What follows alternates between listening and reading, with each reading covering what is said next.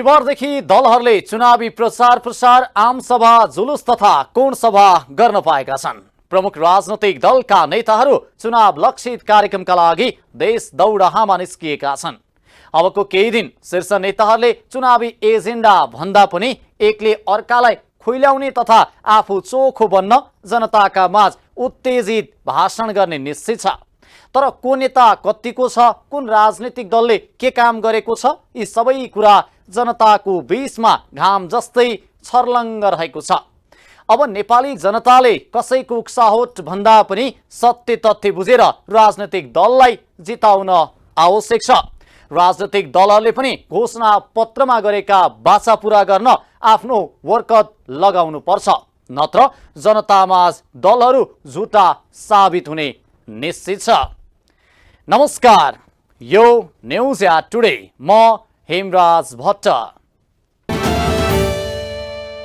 देशमा यति बेला चुनाव लागेको छ, तर केही जनतालाई निर्वाचन भन्दा पनि रोजी रोटीकै चिन्ता रहेको छ।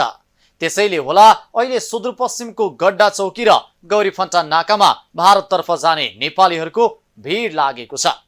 भोको पेटले सताएपछि यी जनताको प्राथमिकतामा चुनाव भन्दा पनि भारतको यात्रा परेको छ। यता उनीहरूका गाउँमा राजनीतिक दलहरूले जनताको मत तान्न ठुलै सपनाको खेती गरिरहेका छन्। परिवारको इलाजको लागि जान लागि यहाँको चाहिने 2000 mg को दबाईले उ गर्दाखेरि पहिला उहाँ चाहिने 12 mg ले उ गरेको हुनाले कभर गरेको हुनाले नि हिँड्न लागे म त परिवारको त्यही इलाजको सिलसिलामा। ठ्याक्कै अब यो चुनाव आइरहेछ मङ्सिर 4 गते भनेपछि अब यो चुनावमा भोट भनेको त अमूल्य कुरा हो। अमूल्य हो, त्यो त मान्यो हामीले, अमूल्य हो। हाम्रो अमूल्य कसैले हेर्दैन नि त सर, जनताको पनि अमूल्य हेरिदिनु पर्यो। एउटा भाइ डिग्री गरेर घरमा बसिया छ, उसलाई चाहिने हर स्कुलमा चाहिने गरिया छ, त्यो राजनीतिको खेल त हो। कौन सा उ हो राजनीतिले चाहिने डिग्री गरेर घरमा बसिया छ, एउटा प्राइभेट स्कुलमा पढाउन लाग्छ। खै त नेताहरूले त्यत्रो विकास गरिदिएको खै त। 10+2 स्कुलहरू छन्, त्यसमा पनि कसैले एउटा चाहिने भाइ छ लेखे पढेको भने भएको हुनेलाई पनि स्कुलबाट निकाल्ने काम गरेका छन्। के नेता भएर ज्ञान दियो, नेता आफ्नो लागि मात्र हो नि। आफ्नो स्वार्थले के भन्न चाहनुहुन्छ? नेताहरूलाई आफ्नो गर्ने नेताहरूले के भन्ने, नेताहरूले आफ्नो स्वार्थका लागि हो सबै। परिवार पाल्न रोजगारीका लागि भारत गइरहनु भएका शेरबहादुर बडैला नेतालाई दिनुपर्ने भोट भन्दा परिवार पाल्न आवश्यक पर्ने नोट कमाउन भारत जानुपर्ने बाध्यता भएको बताउनुहुन्छ। स्वदेशमै श्रम गरेर पसिना बगाउन मन भए पनि देशको नेतृत्व गतिलो नहुँदा जनताले दुःख पाइरहेको उहाँको भनाइ छ। डिग्रीसम्म पढेको भाइ अहिले पनि रोजगारी नपाएर गाउँमै न्यून ज्यालामा आफ्नो श्रम बेच्न बाध्य रहेको उहाँको गुनासो छ। नेताहरूले क्षमता अनुसारको रोजगारी, सबैका आधारभूत आवश्यकताको पूर्ति गर्ने लगायतका बाचा गरे पनि ती विश्वास गर्न लायक नभएको गुनासो उहाँको छ। यसअघि पनि निकै आशा र भरोसा गरेर चुनाव जिताएका नेतृत्वले काम गर्न नसकेकोमा उहाँलाई ठूलो दुःख लागेको छ। कैलालीको गौरीगंगा नगरपालिकाका युवा टेकबहादुर धामी पनि त्यही भिडमा भारत गइरहनु भएको थियो। उहाँ पनि स्वदेशमा रोजगारी नपाएपछि वर्षौंदेखि भारतमा काम गर्दै आइरहनु भएको हो। देशमा सक्षम नेतृत्व आए देश विकास हुन्छ, अवसरहरू देशमै पाइन्छन् भनेर उहाँले यसअघि देशमा भएका निर्वाचनमा विवेक पुर्याएर मताधिकारको प्रयोग गर्नुभयो। तर हरेक पटक निर्वाचित भएका जनप्रतिनिधिबाट निराशा मात्रै पाएपछि उहाँलाई पनि यसपटक भोट भन्दा भोक मेट्न रोजगारीको लागि भारत जानु उचित लागेको हो। अब हजुर बेरोजगारी भएर रोजगारी नहुनको कारणले अब युवाहरू सबै विदेश जानु परेको अवस्था। अब चुनाव आयो भन्दैमा के गर्ने, आफू यहाँ खानको लागि, बस्नको लागि, उठ्नको लागि, सबै कुराहरू घर परिवार चलाउनको लागि नभएर खर्च पानी अनि अब विदेशतिर लाग्नुपर्ने अवस्था भयो सर। अब रुने जस्तो अवस्था पनि लाग्छ, अहिले क्यामेराको अगाडि रुने जस्तो मन पनि लागिरहेछ होइन। अब के गर्ने, बाध्यताले गर्नु पर्यो, बाध्यताले जानुपर्छ। अब नेताहरूले यस्तै बनाउँछौँ हामी बनाउँछौँ भनेर यस्तै लुटेर खाइरहेका छन्। अब यिनीहरूलाई सबक सिकाउनको लागि या त हामी युवाहरूले एकजुट भएर केही न केही नयाँ परिवर्तन गर्नुपर्ने हुन्थ्यो। हुन त अब हामीहरू युवाहरूको पनि त्यस्तो पहुँचिराखेका छैन। त्यो भएको कारणले अब नेताहरूले देश बेचेर खाइराखेका छन्, अहिले पनि खाइराखेका छन्। अहिले हामी बनाउँछौँ भनेर अलग अलग पार्टी अलग अलग भएर नाम गठबन्धन गरेर एउटा अलग अलग पार्टी तोडेर देशको सत्यानाश मात्र गरिराखेका छन्, अरू केही छैन। के भन्न चाहनुहुन्छ नेताहरूले तपाईले? अब गरेपछि विकास जो अब पछाडि यहाँ हुनुहुने दाजुभाइ दिदीबहिनी सबै आमा बुवालाई अब जो पार्टी राम्रो छ, टिकाउ छ, उसलाई मात्र भोट दिनु। हामी त बाध्यताले विदेशतिर लागिराखेका छौँ, यही भन्न चाहन्छु। सुरुवातमा चुनावका बेला जनताका मुहारमा पनि निर्वाचनको हर्ष र उत्साह खुबै देखिन्थ्यो। चुनावका बेला गरेका बाचा जितेर गइसकेपछि बिर्सने प्रवृत्ति धेरैजसो नेतृत्वमा देखिन थालेपछि जनतामा चुनाव प्रतिको उत्साह मर्दै गएको हो। यति मात्रै होइन, जनताको जीवनशैली फेर्नका लागि जिताएर पठाएका नेतृत्वले निहित स्वार्थका लागि मात्रै काम गर्ने प्रवृत्ति बढेकोले जनतामा निर्वाचन र मतदान प्रतिको उत्साह घटेर गएको हो। रोजगारीका लागि भारत गइरहेका उत्तम सिंह साउद सर्वप्रथम नेपाली जनतालाई के भन्छ भने सही नेता चुन्नु होला, देशको विकास गर्ने हैन। विगतमा रोजगारीका लागि भारत गएका मतदाताहरू पनि चुनावका मुखमा घर फर्किने गर्थे। चुनावबाट नयाँ सक्षम र जनताको पीडा बुझ्ने नेतृत्व आउने आशामा मतदाता घर फर्किने गर्थे। तर वर्षौं भयो, पटक पटक निर्वाचन पनि भयो। हरेक पटक भएको निर्वाचनमा जनताको मत पाएर धेरैजसो नेता सत्तामा पुगे। तर सत्तामा पुगिसकेपछि नेताहरूलाई जनताका पीडा बिच्न छोडे। त्यसैले हो निर्वाचनमा भोटका लागि स्वदेशमा बस्न भन्दा भोक मेट्नका लागि परदेश जानुपर्ने बाध्यता सही लागेको जनतालाई। रोजगारीका लागि भारत गइरहेकी निकिता विश्वकर्मा किन भन्नु सर, न त्यस्तै छ होइन। अब हामी विदेशमा जागिर खाने मान्छे होइन, यता हाम्रो खासै बालबच्चाहरू सम्हाल्नु पर्छ। अब यता खासै आम्दानी केही छैन होइन, त्यसैले विदेश जाने हाम्रो बाध्यता हो होइन। भोट त अमूल्य हो नि, भोट हाल्नु पर्यो। हो अमूल्य हो, हामीलाई पनि थाहा छ। हामीले अब आफ्नो देशमा भोट हाल्यो भने हाम्रो पनि अगाडि बढ्ला भन्ने हामीलाई मतलब सोच थियो। तर के गर्ने, हाम्रो बाध्यता यस्तै छ होइन। त्यही कारणले चाहिँ हामी अब बाध्यतै भएर चाहिँ हामी जान लागेको हो भन्नु एउटा। अब आफ्नै देशमा रोजगारी भइदियो भएपछि हामीले किन इन्डिया जानु पर्थ्यो, किन अर्काको देशमा हामीले गुलामी गरेर खानु पर्थ्यो होइन। हामी आफ्नो देशमा के आम्दानी गरेर खान्थ्यौँ कि के हुन्थ्यो कि, अथवा भन्नु न अब त्यस्तो केही छैन। अब यहाँको नेताहरू पनि त्यस्तै छन् भनौँ है। शेरबहादुर, टेक बहादुर, उत्तम सिंह र निकिता विश्वकर्मा त प्रतिनिधि पात्र मात्रै हुन्। उहाँ जस्तै देशमा रोजगारी नपाएपछि रोजगारीकै लागि देश छोडेर परदेश जानेहरूको भिड नाकामा जहिले देखिन्छ। केही पर्वहरूमा परिवारसँग भेट गर्न र खेतीपाती गर्न स्वदेश फर्किने गरेका उनीहरू पर्व सकिए लगत्तै मन नहुँदै पनि घर छोडेर परदेश जान बाध्य छन्। निर्वाचनबाट नयाँ नेतृत्व चयन हुन्छ, सक्षम नेतृत्व आउँछ र देश बनाउँछ भनेर कसैले भन्यो भने पनि आक्रोश भरिएर आउँछ उनीहरूको मनमा। वर्षौंदेखि नेताका झुटा आश्वासन सुन्दै आएका यहाँका धेरै मतदातालाई अब उम्मेद्वारका नारा र प्रतिबद्धताले आक्रोश र झनपीडा थप्ने काम मात्रै गर्ने गरेको छ। कैलालीको गौरीफन्टा नाका, कञ्चनपुरको गड्डाचौकी नाका, बैतडीको झुलाघाट लगायतका अन्य नाकामा पनि अहिले रोजगारीका लागि भारत जाँदै गरेकाहरूको भिड हरेक दिन देख्न सकिन्छ। हरेक पटक हुने निर्वाचनमा उम्मेद्वार र पार्टीका घोषणा पत्रमा मिठा र आकर्षक नारा अनि प्रतिबद्धताले ठाउँ पाउँछन्। घोषणा पत्रमा जनताका सबैजसो दुःख, पीडा र बाध्यताहरूको समाधान केही वर्षमै भइहाल्ने कुरालाई समेटिन्छ। तर जितेर गएका जनप्रतिनिधिको कार्यकाल सकिसक्छ, जनताका दुःख भने उस्तै रहन्छन्। त्यसपछि पनि जनताका पीडा सम्बोधन गर्न नसक्नुका कारण पनि ती जनप्रतिनिधिसँग प्रशस्ति हुन्छन्। त्यसैले नेता भनेका निहित स्वार्थका लागि मात्रै काम गर्ने रहेछन् भन्ने खालको छाप मतदातामा देखिएपछि उनीहरूमा निर्वाचन प्रतिको चासो कम हुँदै गएको हो।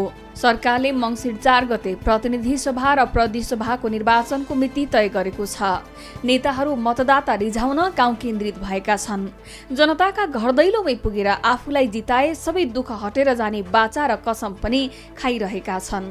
वर्षौंदेखि चुनावका बेला नेताका यस्तै बाचा प्रतिबद्धता सुन्दै आइरहेका कतिपय मतदाता आफ्ना सबै काम रोकेर पनि मतदान गर्न गाउँघरमै रोकिएका छन्। स्वदेशमा रोजगारी नपाएका सुदूरपश्चिमका विभिन्न जिल्लाका धेरै जसो मतदाता भने चुनावको मुखमै रोजगारीका लागि भारत गइरहेका छन्।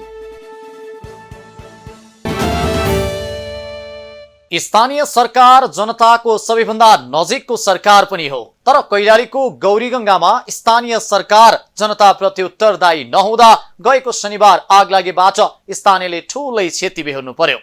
5 वर्ष स्थानीय सरकारको नेतृत्व गरेका जनप्रतिनिधिले एउटा दमकल समेत खरिद गर्न नसक्दा स्थानीयले ठूलो क्षति बेहोर्नु परेको हो। यो घटनाले जनताबाट निर्वाचित प्रतिनिधिहरू जनताप्रति नै कति निर्मम छन् भन्ने प्रश्न गरेको छ। गएको शनिबार कैलालीको चौमला बजारमा ठूलो आगलागी भयो। साँझको समयमा चौमला स्थित हिमाल मोबाइल ग्यालरीमा विद्युतको लाइन सर्ट भएर लागेको आगो आसपासका अन्य पसलमा सल्किँदा छिनभरमै करोडौंको माल सामान जलेर नष्ट भए। आगलागीबाट चौमला बजारका विष्णु कुमार पाण्डेको लुम्बिनी होटेलमा 1,50,000, जयसिंह भण्डारीको किराना पसलमा 15 लाख, पारस सापकोटाको मोबाइल पसलमा 10 लाख मूल्य बराबरको सामान जलेर नष्ट भयो। यसैगरी हिमाल पुन मगरको मोबाइल पसलमा 12 लाख, छविलाल खनालको हार्डवेयर पसलमा 45 लाख र टंक प्रसाद आचार्यको शू सेन्टरमा 30 लाख मूल्य बराबरका सामान जलेर नष्ट भएको कैलाली प्रहरीको भनाइ छ। एक्कासी विद्युतको लाइन सर्ट भएर लागेको आगो नजिकै रहेको अन्य पसलमा सल्किरहँदा स्थानीयहरू निकै आत्तिएका थिए। साँझको समय भएकाले आगलागी नियन्त्रणमा लिन निकै सकस भइरहेको थियो। आगो एकपछि अर्को पसल गर्दै करिब 1 घण्टासम्म दन्किरह्यो। आगो नियन्त्रणमा लिनका लागि गौरीगंगा नगरपालिकासँग आफ्नो दमकल थिएन, जसकारण स्थानीयहरूलाई आगो निभाउन निकै सकस भयो। आगलागी भएको करिब 1 घण्टापछि छिमेकी नगरपालिका, गोदावरी नगरपालिका र घोडाघोडी नगरपालिकाबाट दमकल मगाइयो र बनबेडा स्थित सशस्त्र प्रहरीको रिजर्भ गण, नेपाल प्रहरी र स्थानीय बासिन्दाको सक्रियतामा आगो निभाइएको थियो। आगो नियन्त्रणमा आए पनि स्थानीयको करोडौंको धनमाल भने सबै खरानी बन्यो। समयमै आगो नियन्त्रण लिन सके यति ठूलो क्षति हुन नपाउने स्थानीयहरू बताउँदछन्। झण्डै 20 वर्षको अन्तरालपछि 2074 सालमा भएको स्थानीय तहको निर्वाचनबाट स्थानीयले नयाँ जनप्रतिनिधि पाएका थिए। 2074 सालमा भएको स्थानीय तह निर्वाचनमा गौरीगंगा नगरपालिकाको नगर प्रमुखमा एमालेबाट भीमबहादुर देउवा विजयी भएका थिए।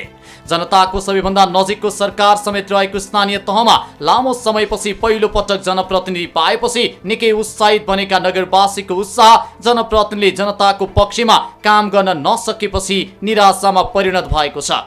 स्थानीय सरकारको 5 वर्ष नेतृत्व गरेका पूर्व नगर प्रमुख देउवाले आफ्नो कार्यकालमा एउटा दमकल समेत खरिद गर्न नसक्दा गएको शनिबार भएको आगलागीबाट नगरवासीले ठूलो क्षति बेहोर्नु परेको हो। छिमेकी नगरपालिकाहरूले नगरवासीको सहजताका लागि अति आवश्यक पर्ने दमकल खरिद गर्दा गौरीगंगा नगरपालिकाले भने एउटा दमकल समेत राख्न नसक्दा आफूहरूले करोडौंको क्षति बेहोर्नु परेको पीडितहरूको गुनासो छ।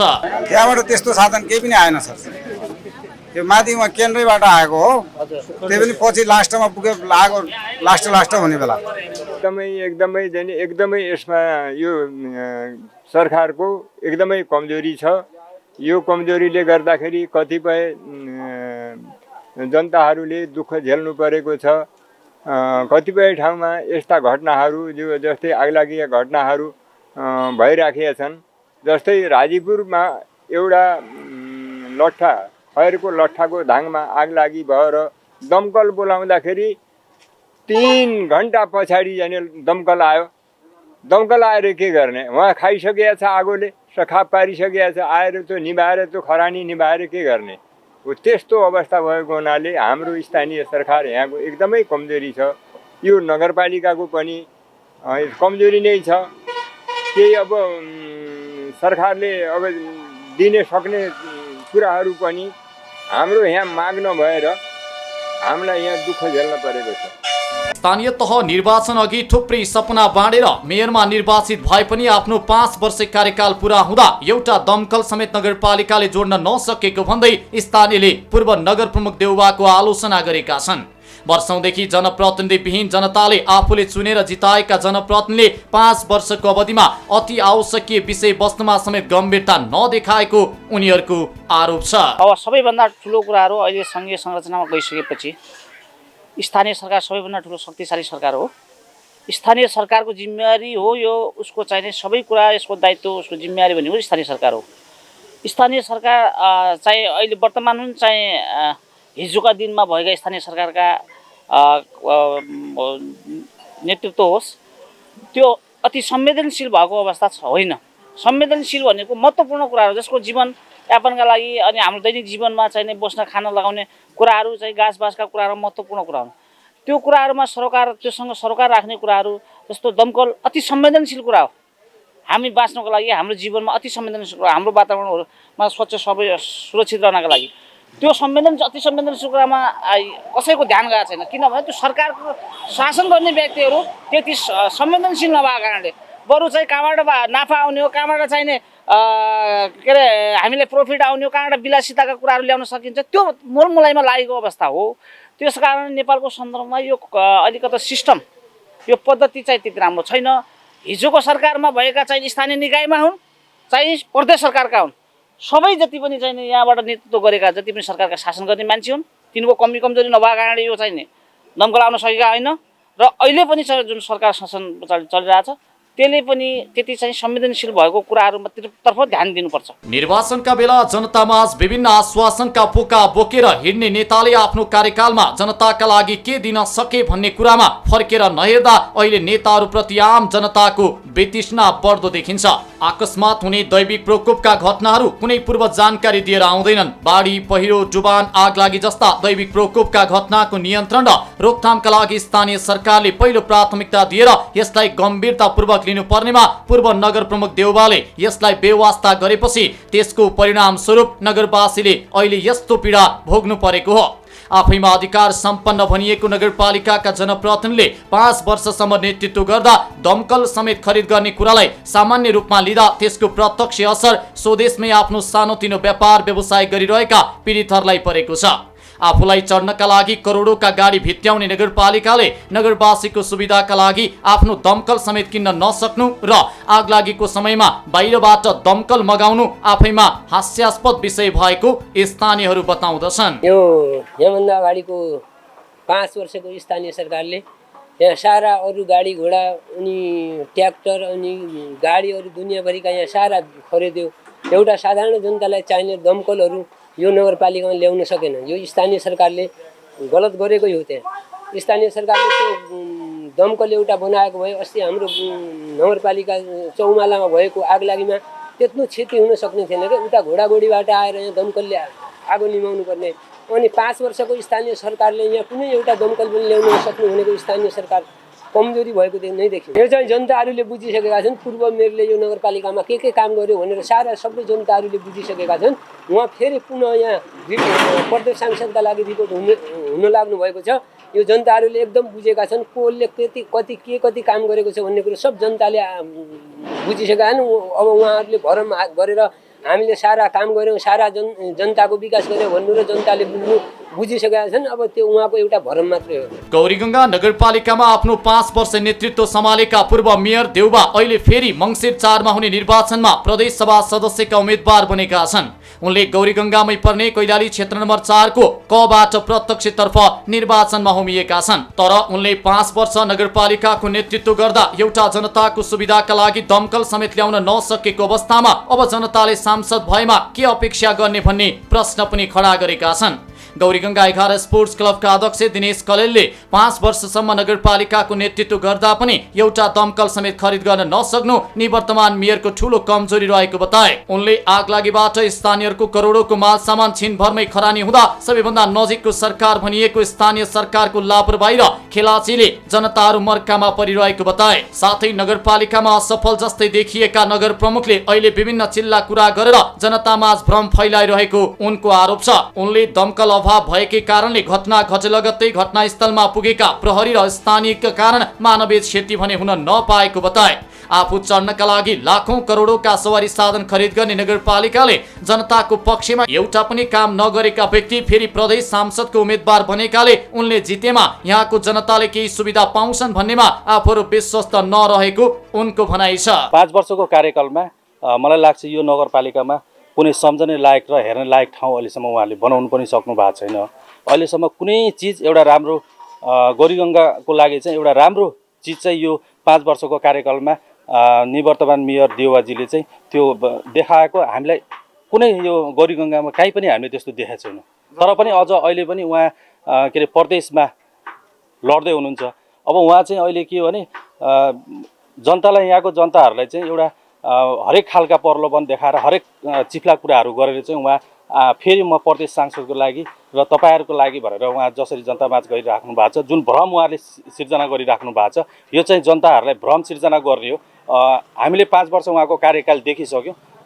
5 वर्षको कार्यकालमा उहाँले एउटा सामान्य दमकल त ल्याउन सक्नु भएन र त्यहाँ रहेका विभिन्न गाडीहरू आफूलाई के अरे 70 लाख पर्ने गाडीहरू आफूलाई सहयोग गर्नका लागि आफ्नो के अरे प्राइभेट गाडी जसरी उहाँहरूले जसरी 5 वर्ष कार्यकालमा उहाँ हिँड्नुभयो त्यसरी एउटा दमकल सबैसँग समन्वय गरेर एउटा दमकल प्रदेश सरकारसँग सङ्घको सरकारसँग समन्वय गरेर एउटा दमकल ल्याउनु पर्ने उहाँले चाहिँ ल्याउनु भएन। त्यसले गर्दा चाहिँ अब उहाँले चाहिँ जुन प्रदेश सभामा उठ्दै गर्दा उहाँले यहाँका जनताहरूका लागि केही गर्नुहुन्छ जस्तो मलाई चाहिँ लाग्दैन। मुलुक संघीयतामा गएपछि 3 तहको सरकार गठन भए पनि जनताले भने साना साना अति आवश्यक सेवाका लागि अरूकै मुख ताक्नुपर्ने बाध्यता अझै पनि कायमै छ।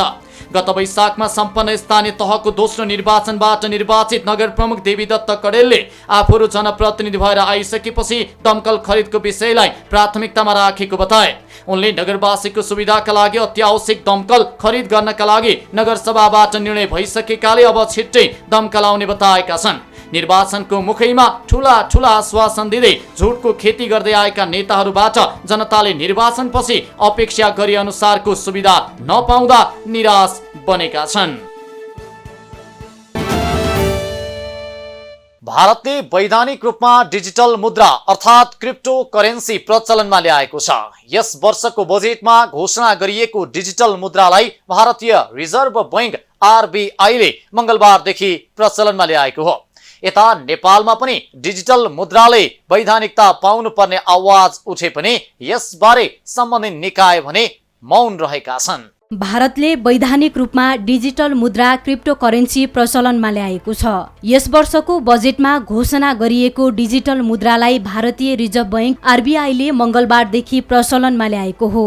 आरबीआईले परीक्षण कालमा डिजिटल मुद्रा प्रयोगका लागि 9 वटा बैंक छानेको छ।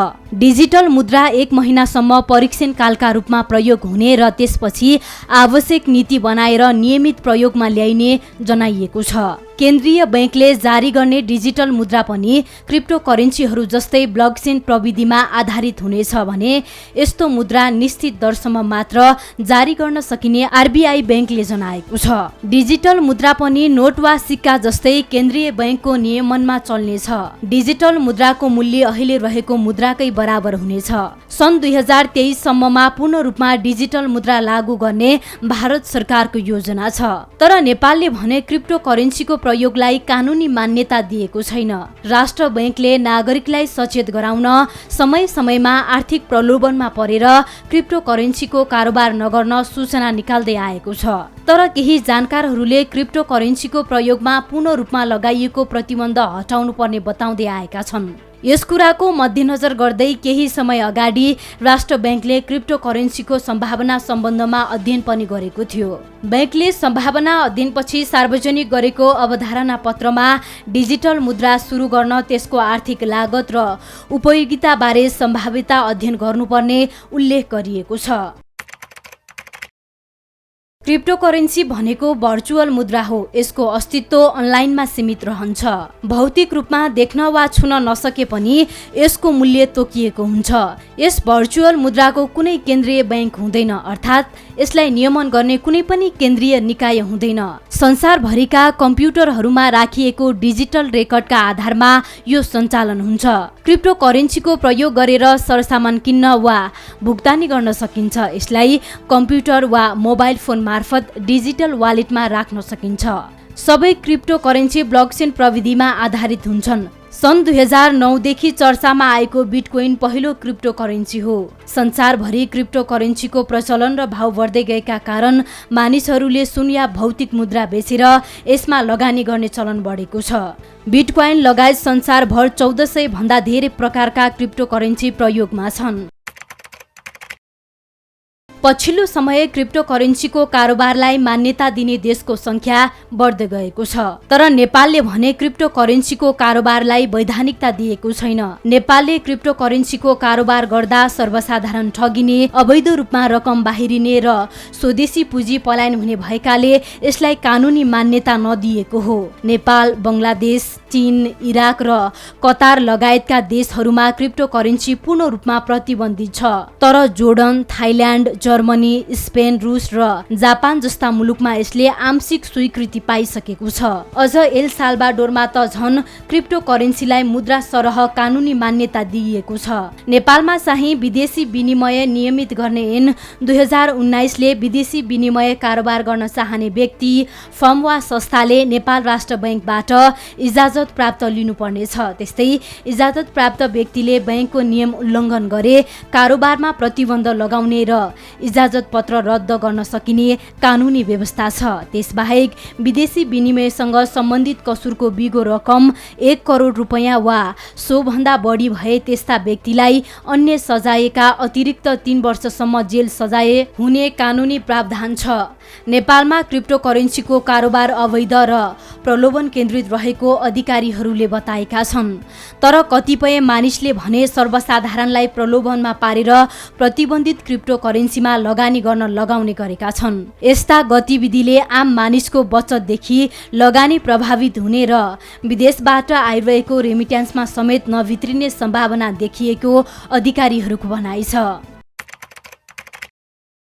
नेपालमा क्रिप्टो करेन्सीको सम्भावना सम्बन्धमा केही समय अघि राष्ट्र बैंकले अध्ययन गरेको थियो। त्यस्तै राष्ट्र बैंकले सार्वजनिक गरेको अवधारणा पत्रमा भने डिजिटल मुद्रा सुरु गर्न त्यसको आर्थिक लागत र उपयोगिता बारे सम्भाव्यता अध्ययन गर्नुपर्ने उल्लेख गरिएको थियो। राष्ट्र बैंकमा रहेको जनशक्ति, उनीहरूको दक्षता र बजेट जस्ता उपलब्ध प्राविधिक स्रोत र यसको प्राप्तताको समेत अध्ययन हुनुपर्ने राष्ट्र बैंकको अवधारणा पत्रमा छ। क्रिप्टो करेन्सी विश्वव्यापी उद्योगका रूपमा विकास भइरहेकाले यसलाई पूर्ण रूपमा प्रतिबन्ध लगाउनु उचित नहुने जानकारहरूले बताएका छन्। नेपालमा पनि केहीले क्रिप्टो करेन्सी पूर्ण रूपमा निषेध गरिनु ठिक नभएको बताउँदै आएका छन्। त्यसैले पूर्व अर्थमन्त्री युवराज खतिवडाले क्रिप्टो करेन्सीको विश्वभर बढ्दो कारोबार र नेपालको तयारीका सवालमा चासो देखाएपछि उनको कार्यकालमा यसबारेमा विशेष चासो देखिएको थियो। तर उनी सरकारबाट हटेसँगै पुनः यो मुद्दा पनि सेलायो।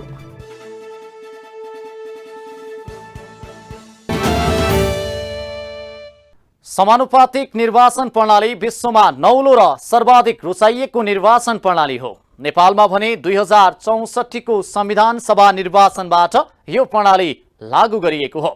तर राजनैतिक दलहरूको स्वार्थका कारण नेपालमा समानुपातिक निर्वाचन प्रणालीको धज्जी उडेको छ। आज यो निर्वाचन प्रणाली शीर्ष नेताहरूका नातागोता आफन्तहरूको भर्ती केन्द्र जस्तै बनेको छ।